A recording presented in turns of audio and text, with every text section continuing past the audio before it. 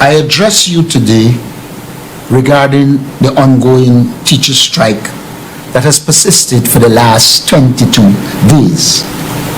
It is imperative that I clarify our stance on this matter, particularly in the light of the fact that some are suggesting that the opposition has not raised its voice enough on this issue. First and foremost, let me express our concern for the welfare of our educators and by extension, the future of our children. Education is the cornerstone of progress, and the dedication of our teachers is indispensable to the development of our nation. Our teachers must be adequately paid and operate in a comfortable student and teacher-friendly atmosphere.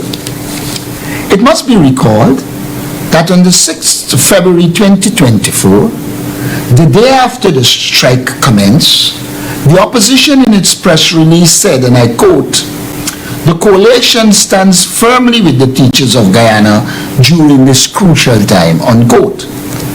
We have limited our statements on this matter until now, not out of apathy or indifference, but out of a sincere desire to prevent any misconceptions regarding the nature of this strike.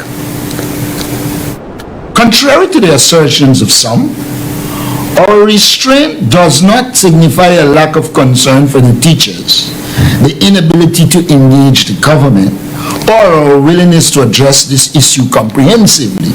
We have abstained from vociferous public discourse precisely because we do not wish this vital issue to be caught in partisan political conjecture.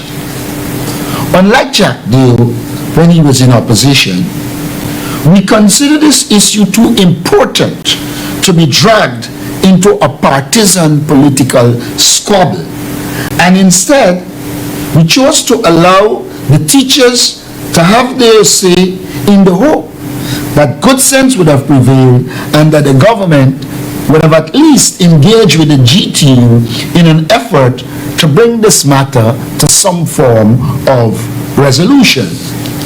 We have been painfully reminded that this uncaring government has no such intention. It is now obvious that this impasse will continue, and as such, we have chosen to make this statement both to underscore our support for the teachers and call the PPPC government to task for its hard and unconscionable stance in not engaging with the teachers through their union for the greater good. The government may be thinking that they don't want to show weakness and must hold out against all comers. But let me be clear. This is not a time for one-upmanship. Our teachers are suffering. Our children are suffering.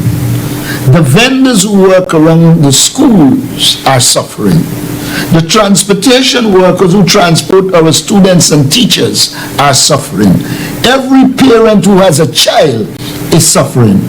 All our people are suffering because this government considers itself above the people and refuses to understand that they are to serve rather than to dictate.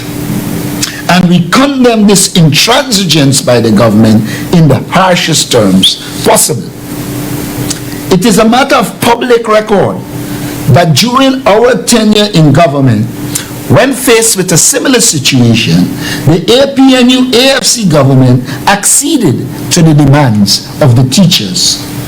This was not weakness or merely a political maneuver, but a recognition of the invaluable contribution of our educators to the development of our society. We understood then, as we do now, that investing in education is investing in our nation's present and future. It is regrettable that the current regime has allowed this impasse to endure for so long. despite the availability of the oil resources as referenced by the recent $1 trillion budget. Clearly, for this administration, roads are more important than people.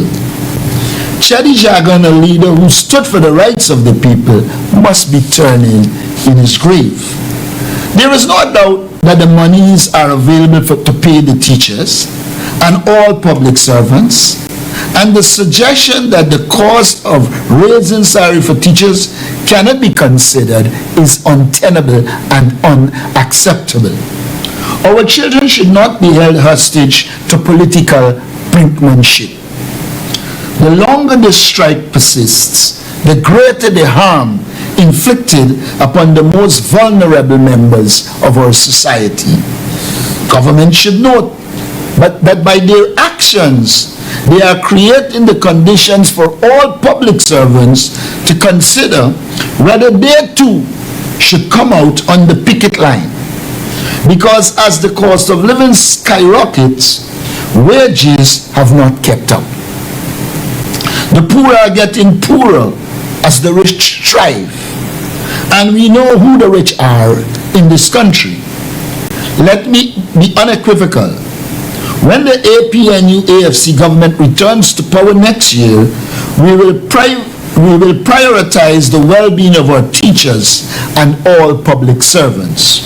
We will ensure that the benefits of our nation's resources meet the needs of all our public servants and of all Guyanese, rather than accruing solely to the elite, families, friends, and favorites of the chosen few.